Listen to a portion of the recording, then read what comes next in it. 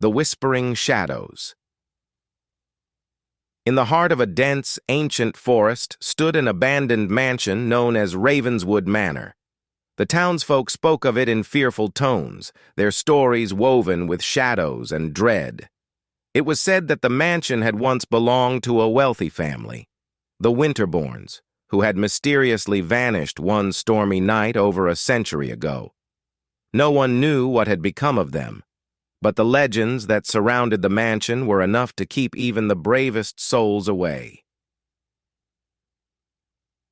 One cold autumn evening, a man named Daniel arrived in town. He was a historian with a keen interest in the paranormal, and he had heard the tales of Ravenswood Manor. Determined to uncover the truth behind the legends, Daniel made his way to the mansion, undeterred by the warnings of the townsfolk.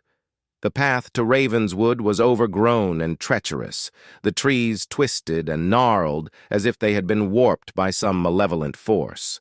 As Daniel approached the mansion, the wind howled through the trees, carrying with it faint whispers that seemed to echo from the very heart of the forest. The mansion loomed before him, its once grand facade now crumbling and covered in ivy. The windows were dark, the glass cracked and clouded with age. Daniel pushed open the heavy front door, which creaked ominously on its rusted hinges. The air inside was thick with dust and the scent of decay, and the floorboards groaned under his weight as he stepped inside. He raised his flashlight, casting a pale beam of light across the foyer. The walls were lined with portraits of stern-faced men and women, their eyes seeming to follow him as he moved. Daniel felt a chill run down his spine, but he pressed on, driven by his curiosity.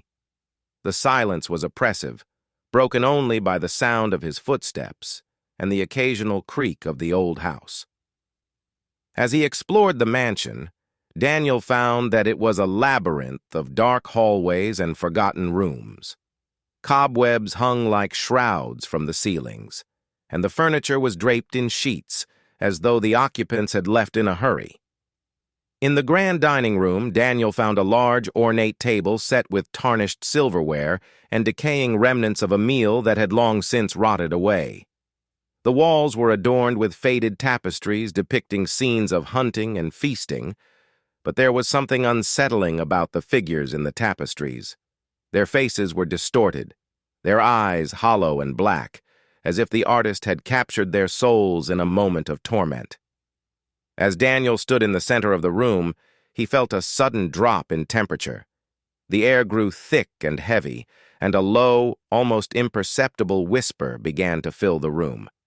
At first it was just a murmur, like the rustling of leaves in the wind, but it grew louder, more insistent, until it was a cacophony of voices all speaking at once. Daniel spun around, his flashlight flickering wildly as he searched for the source of the sound. The shadows seemed to shift and writhe as though they were alive, and the whispers grew louder, more frantic. "Who's there?" Daniel called out, his voice trembling. The whispers didn't answer. Instead, they grew more intense, the voices overlapping and echoing off the walls. Daniel could make out words now, fragments of sentences spoken in tones of desperation and fear. "Help us. Trapped. Forever. Join us."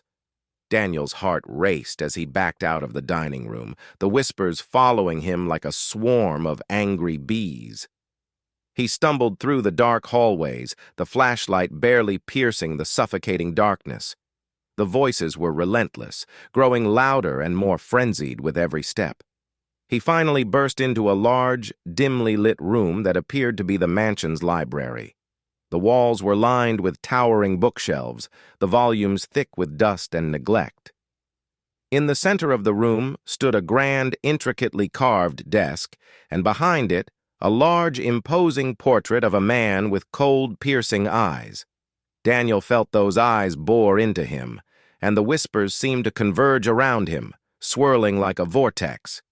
He tried to steady his breathing, but the air was thick with an unseen presence, pressing down on him with an almost tangible force.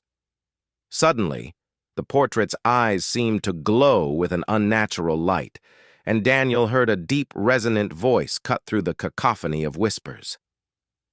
"You should not have come here," the voice rumbled, the very walls of the mansion vibrating with its power. Daniel staggered back, nearly dropping his flashlight. The shadows in the room began to coalesce, forming dark, human-like figures that writhed and twisted in the dim light. Their faces were featureless, but their forms were unmistakably human, spectral remnants of those who had once lived in the mansion. The voice boomed again, louder this time, as the shadows advanced on Daniel. "You have disturbed our rest. Now you must pay the price." Daniel turned to flee, but the door slammed shut with a deafening bang.